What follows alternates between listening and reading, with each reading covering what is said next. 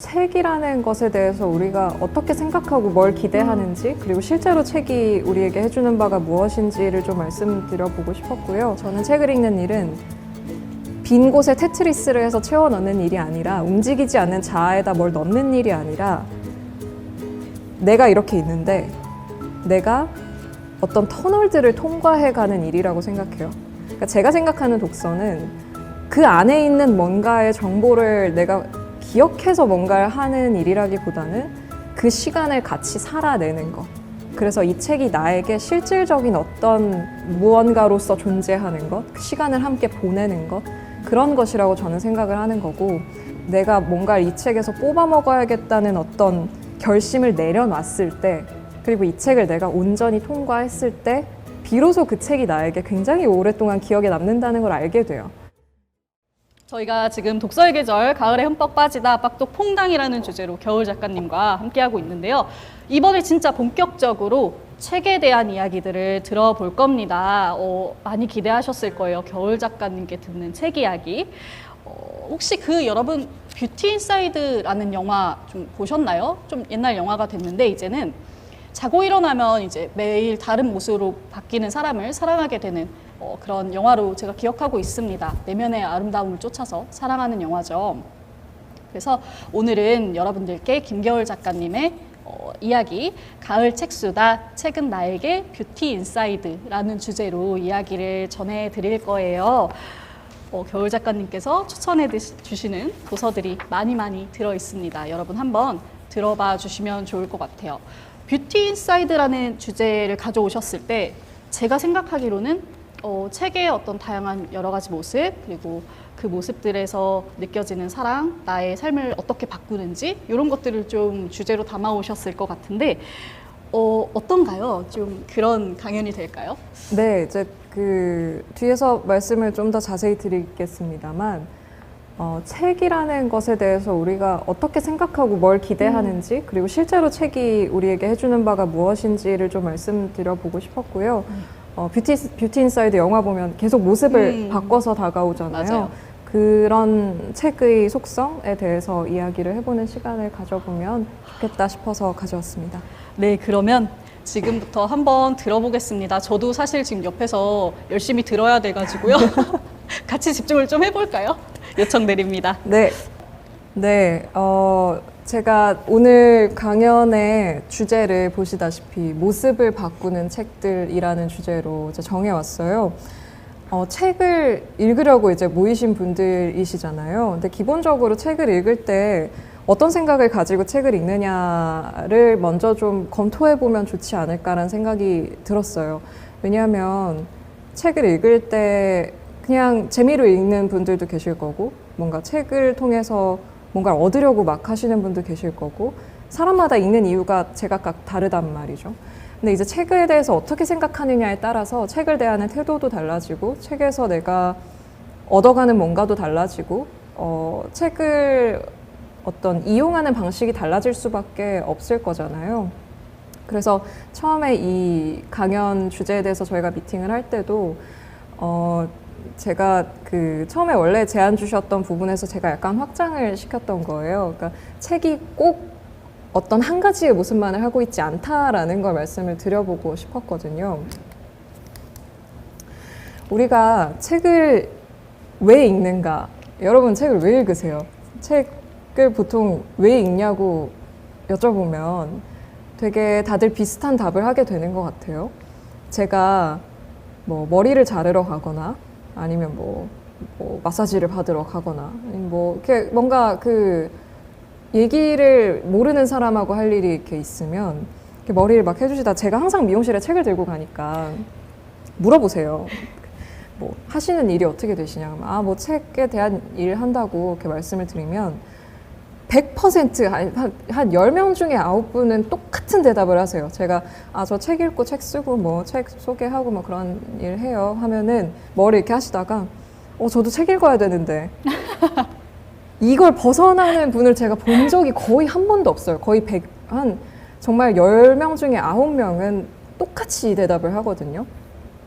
그래서 제가 왜요? 이렇게 물어보면 사람마다 거기에 대한 대답이 다른데, 뭐 어떤 분은 말을 잘하고 싶어서 책을 읽는다고 하시고, 어떤 분은 왠지 좀 그냥 읽어야 될 것 같아서요, 왜 이렇게 대답을 하시는 분도 계신데 거의 후자가 더 많은 것 같아요. 왠지 모르겠지만 책을 읽어야 될 것 같다라는 어떤 그 압박감이 우리에게 있는 거죠. 그래서 책을 읽으면 뭔지는 모르겠지만, 그 정체가 뭔지는 모르겠지만 어쨌든 나한테 도움이 될 거라는 기대가 우리 안에 분명히 있는 것 같고, 그 기대라는 것은 이제 이런 식으로 구체화되죠. 학생들이나 어린 친구들에게 책 많이 읽어라, 책 읽어야 훌륭한 사람 된다, 이런 식의 말을 한다든지, 혹은 새해 목표를 독서로 세운다든지, 그러고서 이제 항상 한 3달쯤 지나가지고 독서가 올해 목표였지 이러면서 다시금 상기를 한다든지, 뭐 이런 형태로 이제 우리에게 나타나게 되죠. 왜 그렇게 생각을 할까? 책이 우리에게 뭘 해주기를 기대하길래? 근데 이제 보통은 이런 것들을 기대하게 되는 것 같아요. 세상을 바라보는 관점이라든지, 나 자신을 돌아보는 어떤 성찰의 기회라든지, 지금 바로바로 꺼내서 쓸 수 있는 지식이라든지, 그러니까 실용적인 지식이 되겠죠. 이런 것들을 뭔가 책이 나에게 해줄 수 있지 않을까라는 어떤 기대가 있는 것 같고, 어떤 방식인지는 잘 모르겠으나, 책이 나한테 무슨 일을 하는 건지는 잘 모르겠으나 어쨌든 책을 읽으면 좋다고 하더라, 뭐 이런 식의 어떤 마음가짐으로 책을 읽게 되는 경우가 많은 것 같아요. 근데 저는 이런 어떤 책이 뭔가를 해주리라는 어떤 기대에 대한 근본적인 질문을 한번 해보고 싶은 거예요. 책이 뭘 해줄까 정말? 약간 무슨 초치는 소리 같지만 막 책 읽으려고 이렇게 하는 사람한테 근데 책을 읽는다고 뭐가 남을까요? 약간 이런 질문을 던져보는 거죠. 왜냐하면 그걸 검토해야만 내가 책에서 뭘 얻을 수 있는지를 알아야 그 다음에 책을 읽었을 때 실제로 그걸 얻을 수 있는지 확인을 해볼 수 있잖아요. 그래서 이제 실제로 책이 하는 일이 무엇일까? 실제로 책이 우리에게 뭘 해줄까를 생각했을 때, 저는 책이 우리에게 와서 어떤 쓸모 있는 뭔가를 해준다든지, 아니면 갑자기 나를 다른 사람으로 바꿔준다든지, 갑자기 나의 삶을 180도 돌려놓는다든지 그럴 거라고는 생각하지 않아요. 그러니까 이제 뒤에서도 얘기를 하겠습니다만, 제가 많이 받는 질문 중에 하나가 그거예요. 책을 읽었는데 기억이 안 나요. 어떻게 하면 기억에 남길 수 있을까요? 근데 저는 이 질문이 앞부분까지는 맞다고 생각하거든요. 저도 그래요. 책 읽으면 기억이 안 나요. 여기까지는 다 공감할 수 있죠. 근데 이제 뒷부분의 질문이 저는 좀 이상하다고 느껴요. 무슨 말이냐면, 책을 읽었는데 기억이 안 나요까지는 다 겪는 일인데, 어떻게 하면 책을 기억할 수 있을까요? 어떻게 하면 책을 남길 수 있을까요? 라는 질문에 있어서는 책을 대하는 관점이 좀 저랑 다르다고 느끼는데, 어떤 면에서 그러냐면, 저는 책을 읽는 일이 이렇게 빈 자아가 나한테 있고, 뭔가 빈 어떤 공간이 나한테 있고, 이 흔들리지 않는 그릇이 나한테 있어서 책을 읽으면 그 책이 마치 테트리스처럼 이렇게 하나하나 차곡차곡 쌓일 거라고 기대를 하잖아요, 보통. 그리고 그게 우리가 독서를 하면서 나에게 마음의 양식이 채워지는 것이라고 믿고, 나는 이 가만히 있는 자아가 있고 여기에 뭔가를 채워 넣을 것이라고 기대를 하는데, 저는 이런 어떤 책을 읽는 관점에 동의하지 않아요. 저는 책을 읽는 일은 빈 곳에 테트리스를 해서 채워 넣는 일이 아니라, 움직이지 않는 자아에다 뭘 넣는 일이 아니라, 내가 이렇게 있는데 내가 어떤 터널들을 통과해 가는 일이라고 생각해요. 그러니까 책을 읽고 나서, 책을 읽기 전과 책을 읽은 후의 내가 아주 조금 다른 곳에 가 있는 거죠. 이게 우주 밖의 관점에서 보면 정말 이만큼 움직이게 될 거예요. 하지만 요만큼이든 저만큼이든 이만큼이든 책을 읽기 전의 나는 책을 읽은 후에 내가 됐을 때 아주 조금 다른 곳에 서 있게 된다고 저는 생각하고, 그렇게 됐을 때 그 터널을 통과해 왔을 때 그 터널 안에 무슨 거기 그려진 새가 깃털이 300개인지 350개인지 알바인가요? 모를 수 있죠. 기억 못할 수도 있죠. 거기에 그려져 있던 사람이 몇 명인지 기억 못할 수도 있죠. 저는 그건 그렇게 중요하지 않다고 생각해요. 그걸 기억하고 못하고는 독서 경험이라는 것에 있어서 생각보다는 중요하지 않은 부분일 수도 있다. 물론 아예 중요하지 않은 건 아니지만 많은 사람들이 걱정하는 것만큼 중요한 부분은 아닐 수도 있다고 생각해요. 정말로 중요한 것은 내가 여기 있던 그 터널의 그림을 다 기억하는 게 아니라 진짜 그 터널을 건너는 거예요. 우리가 고전을 읽을 때 이제 고전의 다이제스트의 도움을 받기도 하잖아요. 그리고 실제로 굉장히 좋은 다이제스트들이 많이 나와 있고 그것이 영상이 될 수도 있고요. 혹은 어떤 책이나 글이 될 수도 있죠. 근데 그것을 읽는 것은 이런 거예요. 터널을 내가 직접 통과하지 않고 터널에 대한 정보를 받아 적는 거예요. 아, 오케이. 거기에는 새가 몇 마리 그려져 있고 사람이 몇 명 있고 뭐가 하더라. 근데 이것도 의미가 있는 정보죠. 이게 의미가 없냐 하면 그렇진 않아요. 이것도 분명히 어떤 쓸모가 있죠. 근데 그건 내가 직접 터널을 통과하는 일은 아니라는 거예요. 그러니까 제가 생각하는 독서는 그 안에 있는 뭔가의 정보를 내가 기억해서 뭔가를 하는 일이라기보다는 그 시간을 같이 살아내는 것.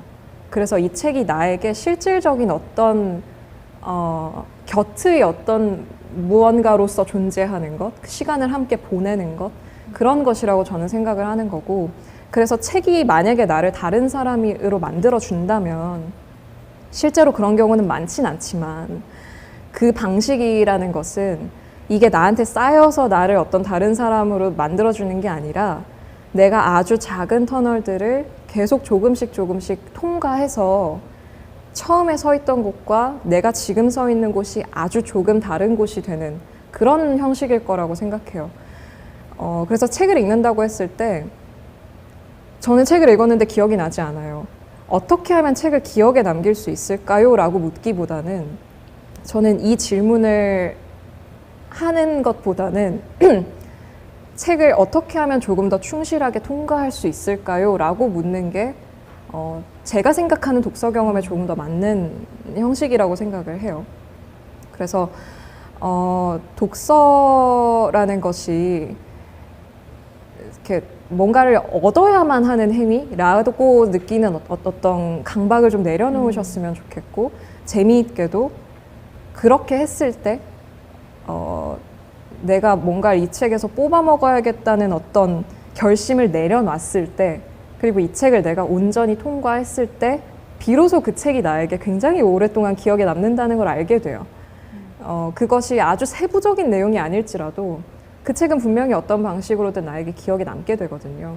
충분히 내가 그걸 통과하고 이해하고 즐기고 재미있어 했다면 그것은 그러한 형태로 나의 몸에 흔적을 남길 수밖에 없게 돼요.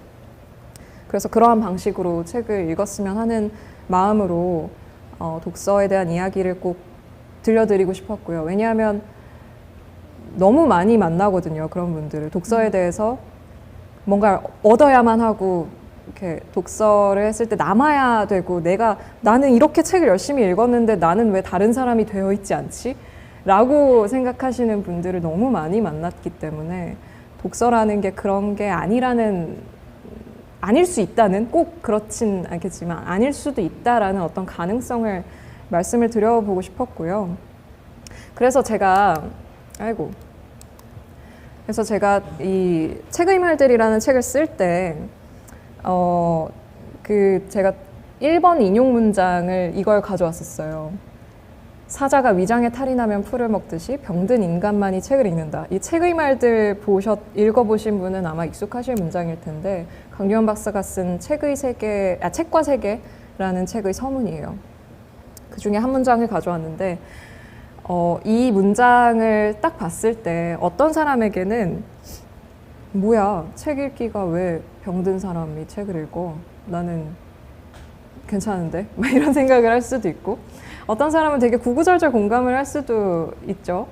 근데 저는 굉장히 공감을 한 쪽이었는데, 왜냐하면 이 책의 터널로서의 효과 경험이랄 것은 내가 아주 깊은 상심에 빠져 있을 때, 내가 아주 큰 아픔을 겪거나 좌절을 겪을 때 비로소 굉장히 실감나게 다가오기도 하는 것 같다는 생각이 있거든요. 그래서 이 문장을 1번 인용문으로 가져왔던 거고, 그래서 책의 말들 29번 에세이에 이제 이런 문장이 있어요. 내 마음의 발은 아치가 모두 무너졌다. 책은 내가 간신히 얻은 것이다. 그것은 나에게 안정, 삶, 집 같은 단어이다. 이런 문장을 제가 썼는데 마치 그런 존재였던 거죠, 저에게. 그래서 책을 읽는 경험에 있어서 이게 굉장히 저에게 중요한 의미였고요. 책이 비단 이런 안정이나 삶이나 위로뿐만이 아니라 제가 그 처음에 썼던 독서의 기쁨이라는 2017년에 썼던, 지금 돌아보면 도대체 이걸 어떻게 썼을까 싶은 첫 책을 보면 그 책 앞에 그렇게 써 있어요. 그렇게 부제인데 책은 나에게 뭐 유희였다가 위로였다가 친구였다가 한다, 이런 문장이 써 있거든요. 근데 정말 딱 그렇게 생각을 해요. 책은 나한테 유희일 수도 있고 위로가 될 수도 있고 어떤 안정이 될 수도 있고 친구가 될 수도 있죠. 그래서 정말 책은 여러 가지 모습으로 나에게 다가와서 나와 잠시 함께 하다가 내 곁을 떠나가는 존재고, 그 흔적이, 경험이 나에게 남아서 계속 나를 만들어가는 뭔가가 되는 것이죠.